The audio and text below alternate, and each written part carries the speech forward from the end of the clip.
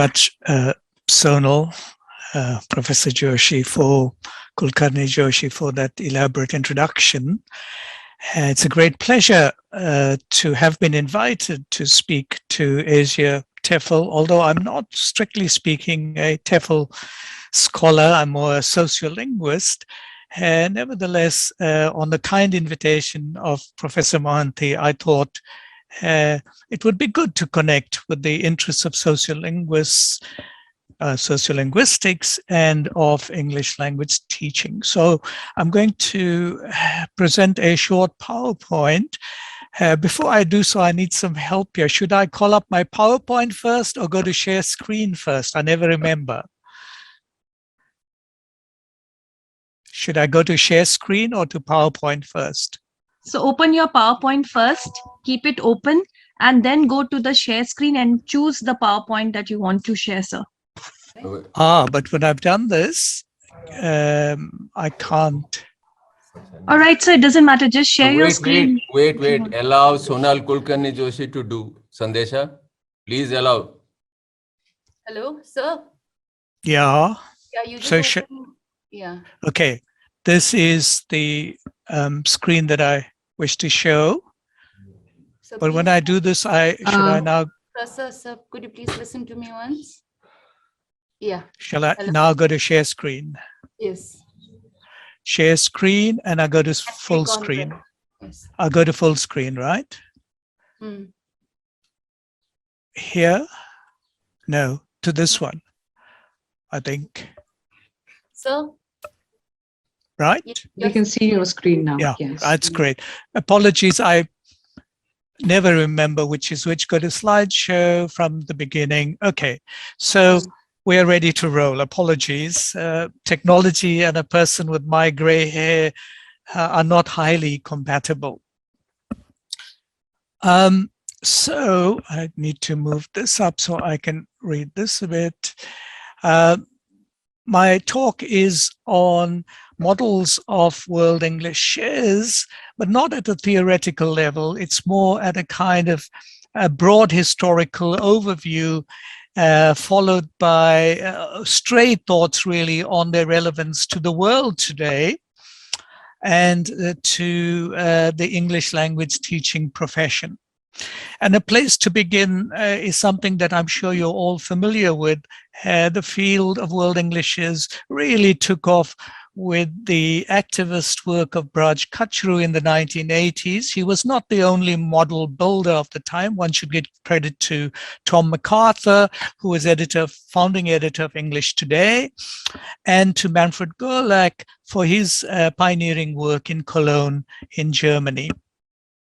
And subsequently, I would say Manfred Gerlach handed the baton over to Edgar Schneider, who is an important player today, whom I've had the pleasure to listen to in parts earlier this morning. The three circles model is very well known, and I really shouldn't be going over it, but just in case, you know that Kachru said that rather than a somewhat static trichotomy of English as a native language, ENL, and English as a second language, ESL, and English as a foreign language, EFL, he proposed a less static model involving three circles, renaming them essentially to the inner circle, slightly mischievous term with political overtones, the outer circle, and the expanding circle. And this was in the 1980s, and the model continues to have relevance today, as I would say that the ESL, EFL, ENL trichotomy still has some relevance to descriptive linguistics and teaching today.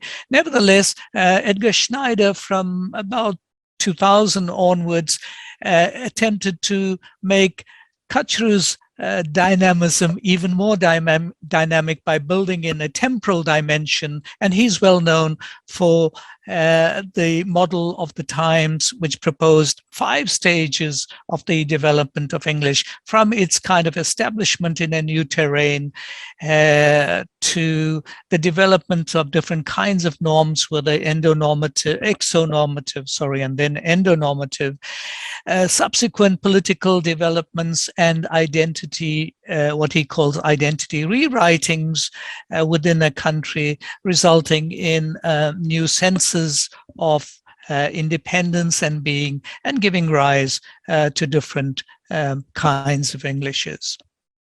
Now, both models, I think, are very important and have a classic status in the discipline today. Nevertheless, the impact of newer phenomenon and the world has seriously changed since the early 2000s, and certainly it's changed from the 1980s when Kachru was, I would say, at his peak and most active. I mean, 1980, we're talking of email not quite being known outside the US military, I guess. And Kachru, wasn't a fan of email. He didn't do email. He got others to do it for him. So clearly his model building was of a different era, and we now need to consider newer phenomena. The newer phenomenon, if you can see this, maybe I should move this up further, the recognition of multiculturalism, that's not very new, but I think it's come in with a vengeance in the last 15 to 20 years. Then globalization and new migrations. Again, the roots of these things can be quite old. One could even argue go back to something like the 1950s, but I would argue that they've kicked in with a vengeance around 2000, and they need to be incorporated into any theory building.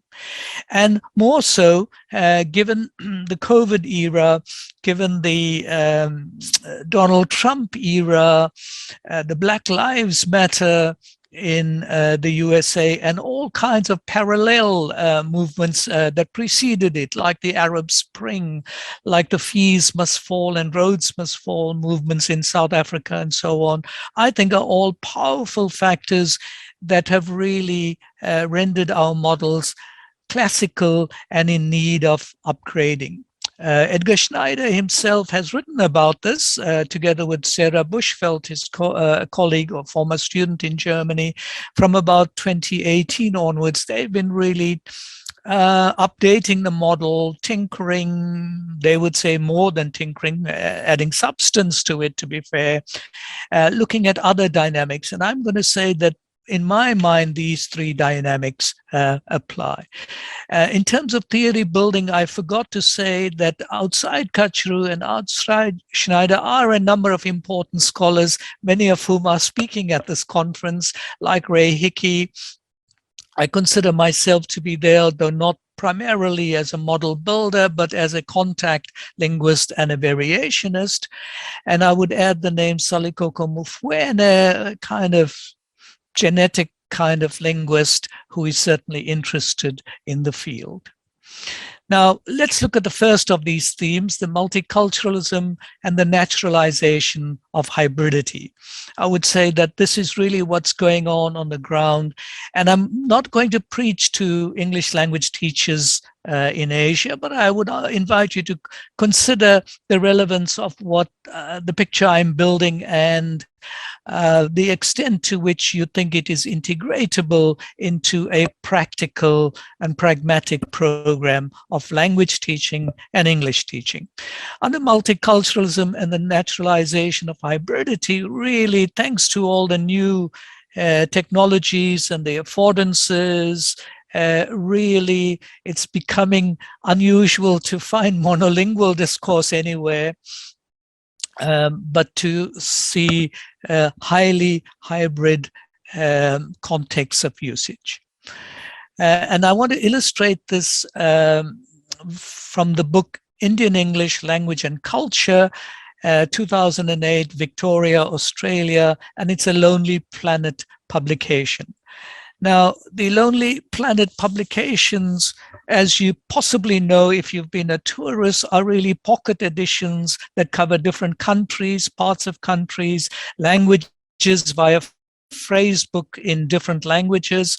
And India and Indian English have the distinction of being the first and I think only variety of English to have a Lonely Planet booklet to themselves. When I say booklet, I mean something that can fit into a rich tourist pocket, and it is about 200 pages, richly illustrated. This is one cover, but here's a cover that I like better, the edition that I picked up in London in about 2010, Indian English Language and Culture, with a byline at the bottom, not "my goodness," but total time pass. And you need to be in India to know that time pass is an expressive way of saying something that is so creative and imaginative that it will make the time pass quickly. Okay, and here's the publisher, The Lonely Planet. So why do I cite this work? I think it kind of it exemplifies in action all that world English theorists like Kachru, like Schneider, like yours truly, Ray Hickey, and still others have been saying for many years. You would find grammatical expressions there, not explained in a great way. It is for the tourists, and it is meant to help them understand the rich, vibrant culture and language that they would encounter from entering Mumbai or Delhi or wherever. So the work provides an easy acceptance of many of the positions that Braj, Kachru and others had espoused and argued vociferously for, without actually being a scholarly work. So the references wouldn't refer to the scholars I've given. Nevertheless, the book exemplifies what Braj Kachru called the bilingual's creativity. Again, you wouldn't find this phrase there, but you would find the phrase the chutneyfication of English. Okay, and as you know, chutney is the beloved relish which adds taste and spice to all interactions. Part of the creativity is a third space. So we're not dealing with Hindi or Tamil alone as space one, and English as a target language emanating from London as space two, but we're really dealing with a hybrid space three that incorporates all these things. And that is why we can talk about the chutneyfication of English. Some of the words you'd encounter in this wonderful book are words like havafy and chutneyfy. And I really like this use of the prefix phi. It is a formal prefix in English. Nullify, after all, glorify, amplify, all take Latinate kind of roots. But here they take on Hindi and Indian roots like chutney and hava. And to havafy is, to spoil the snacks by letting air into the container, into the double. Okay, so what is amusing, I think, and worthy of celebration is not just the generation of new words, but the shift of tone and register of the phi from being a formal to a highly informal suffix. The Lonely Planet book is no rough guide or descriptive entree to language. It breathes life, spirit, and soul into what it demonstrates to be a major new language without pontificating about it. The book succeeds as both an introduction to multilingual India, to modern Indian culture, and to English itself. And it's not only about English. In fact, the term Hinglish is used in the text. Hinglish for the seemingly free use of phrases from Hindi and English, and also Tamlish and all the other issues make it into the book as well.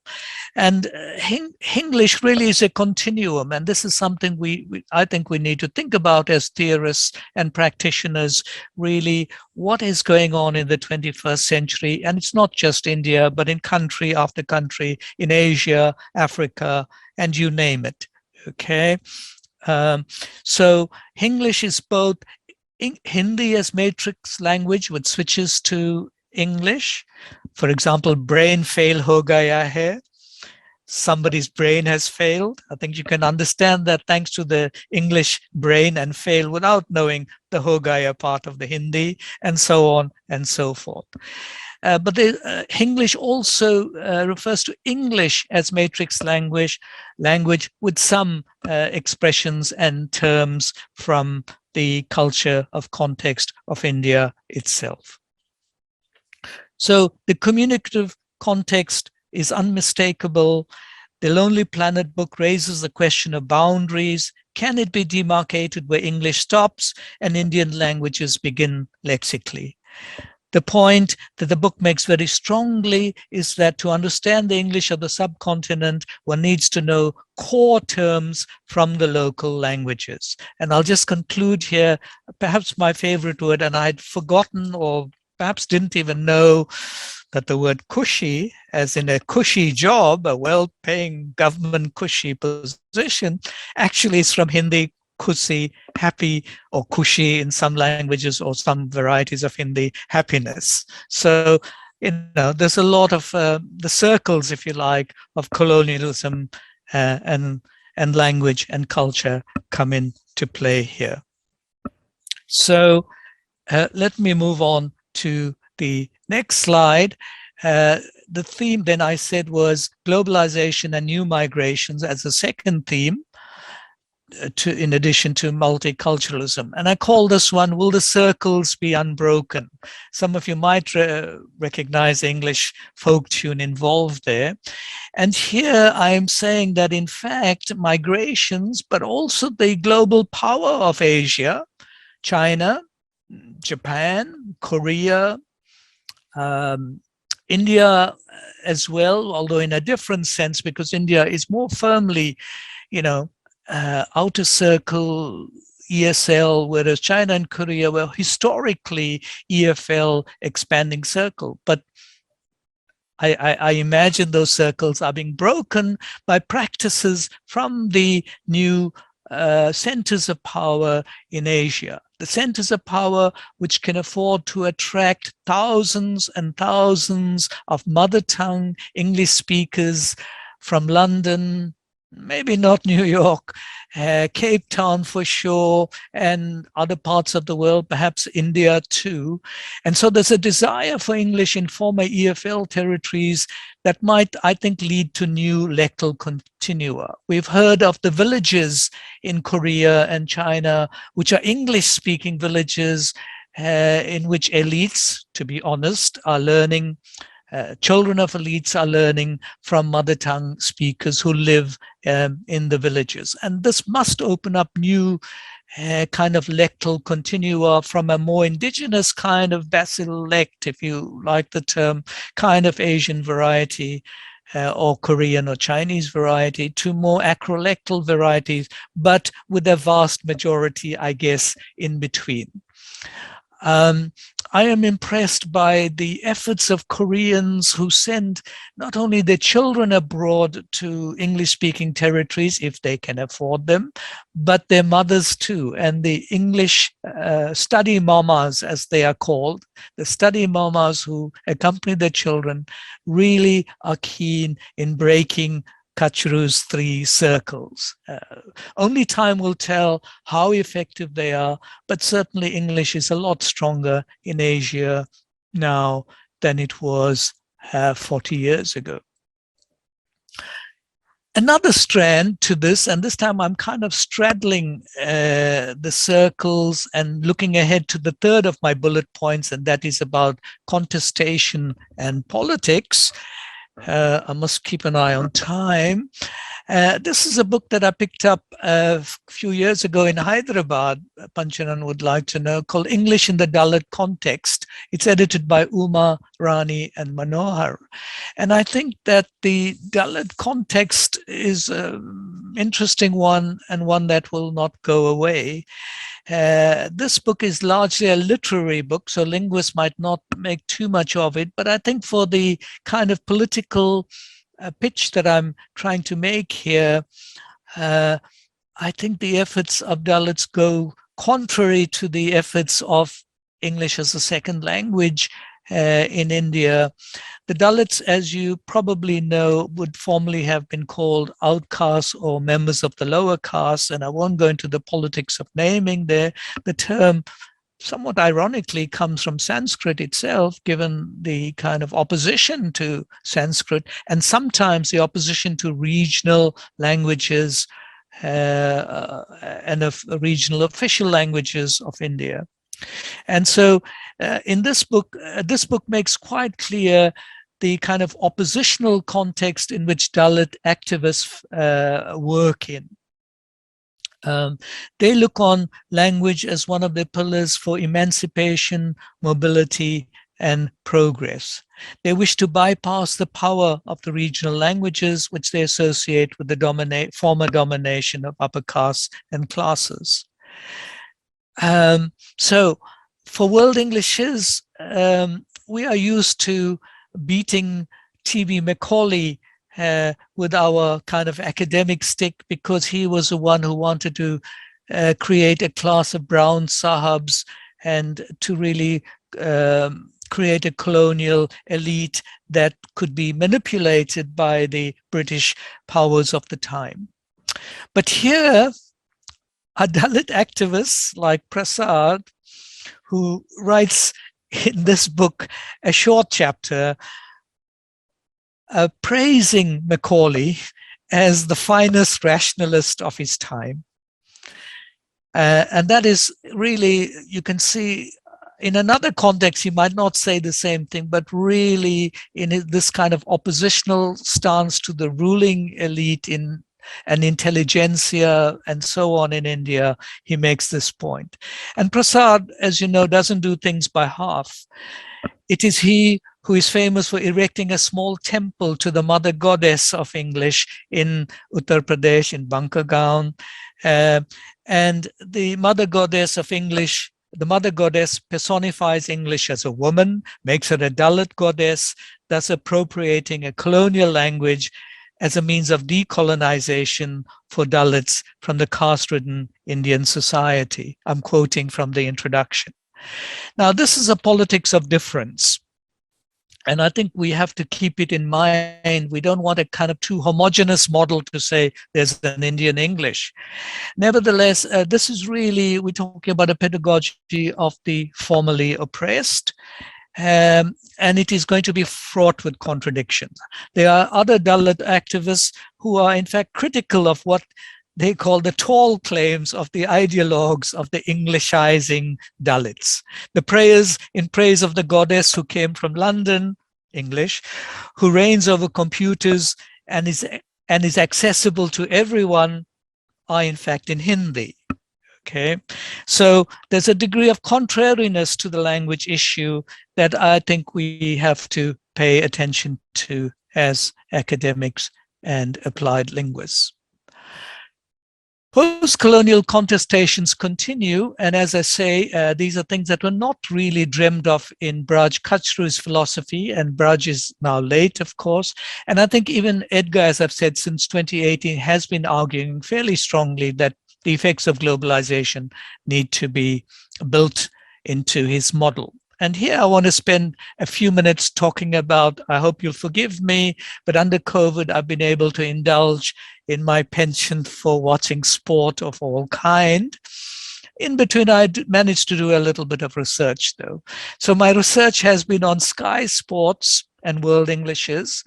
This is one of the most popular channels in the globe for the big sports, and it is beamed from London.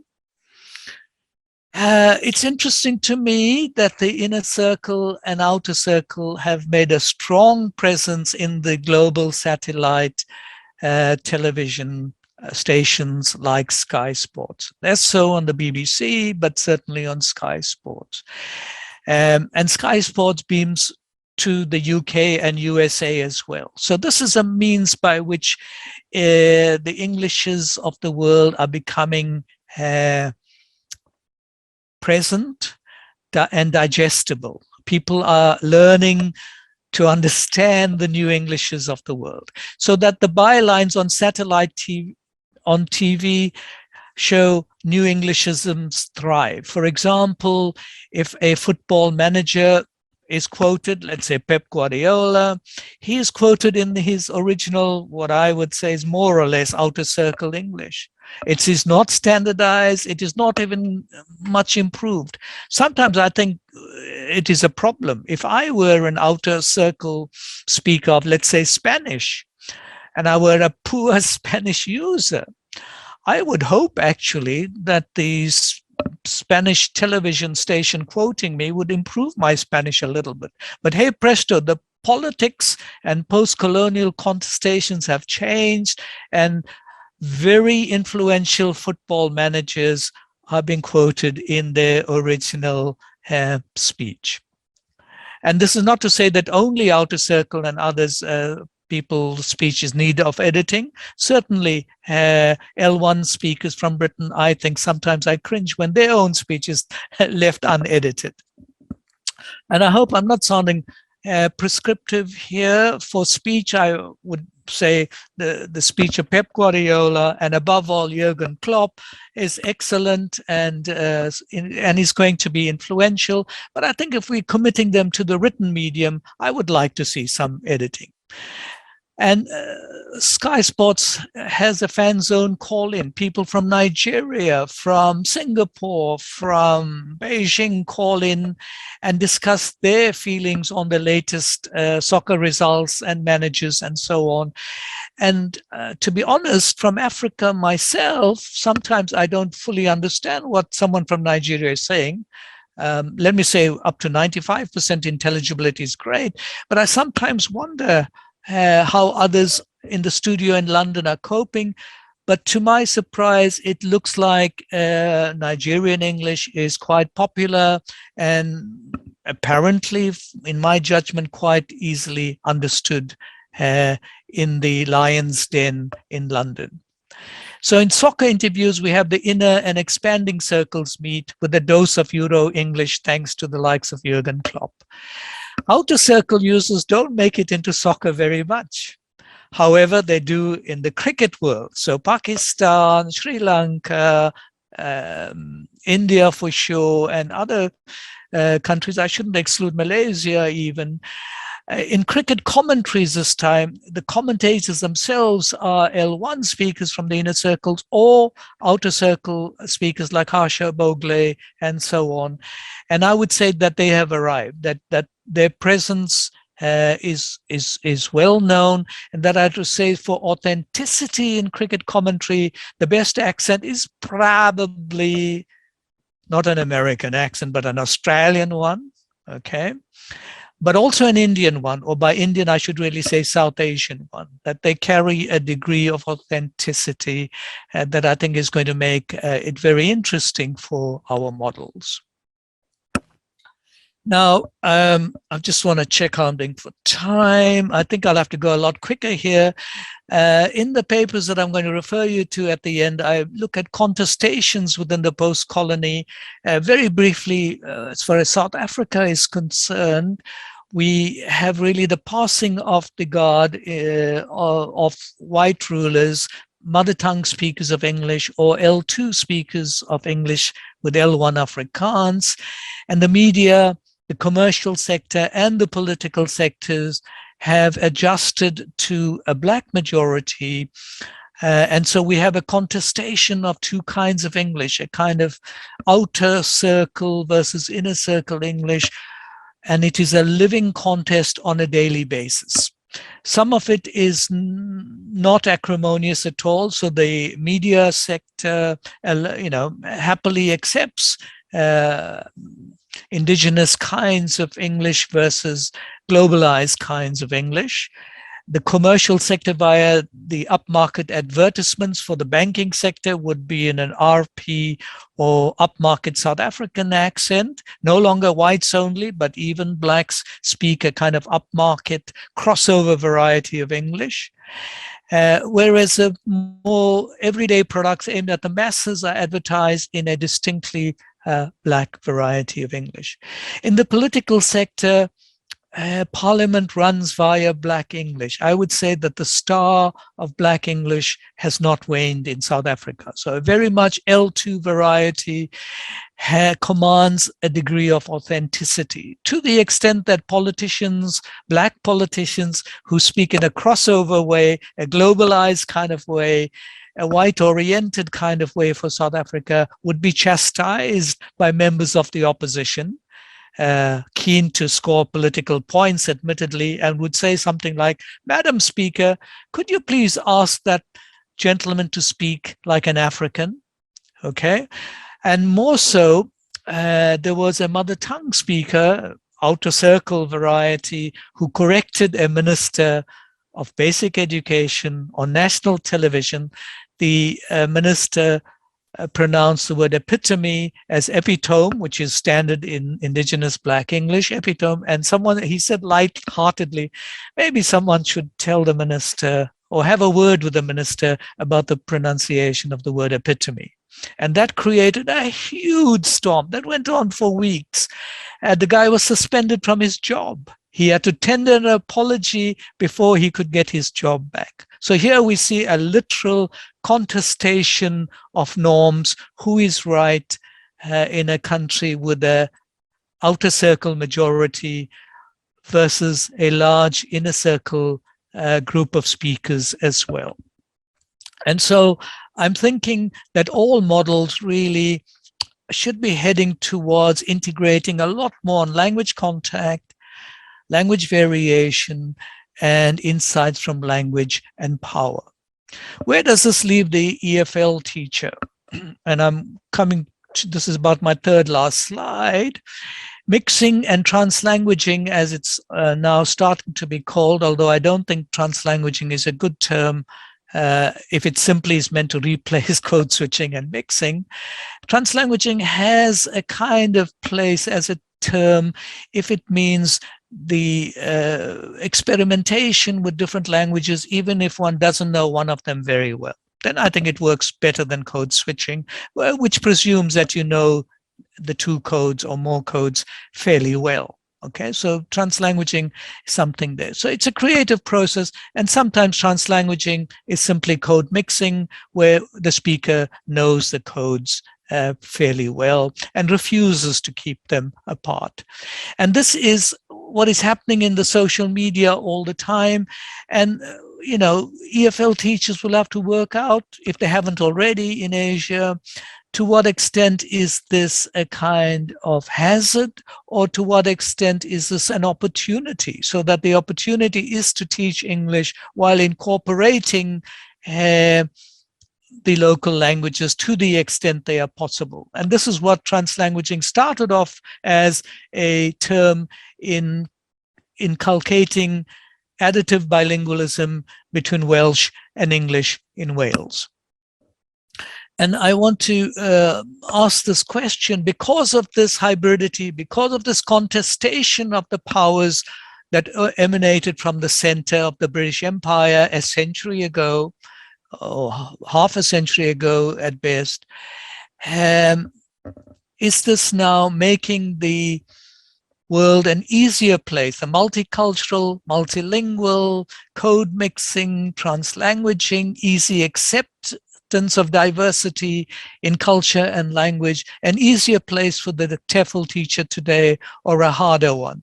And you guys are there at the interface, the coalface, if you like, of language teaching, and I invite your comments. So I've come to an end of the talk, which is based on 2 articles I've written, 2019, a tribute to Braj Kachru, and I must thank Kingsley Bolton of Hong Kong fame to have solicited this article from me, and a lot of what I've said makes an appearance there. And the other article on the South African bit is in a 2020 article with a special themed issue, I think, on South Africa. Nevertheless, I thought the Dalit piece on India fitted very well the political contestations that I was finding in South Africa. So if you're looking for the Dalit bit, it's not in the first article, as you might expect, but in the second. So with this, may I say thank you, Dhanyavad, and Kosi Gakul.